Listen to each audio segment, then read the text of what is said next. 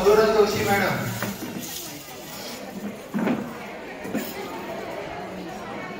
मॅडमचं खूप खूप स्वागत.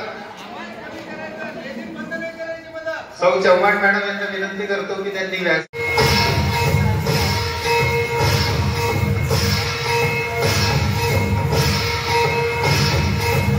सौ विशाखा देशपांडे मॅडम, आपल्याला संस्कृत शिकवतात आणि खूप शांत स्वभावाच्या मॅडम आहेत. यांनी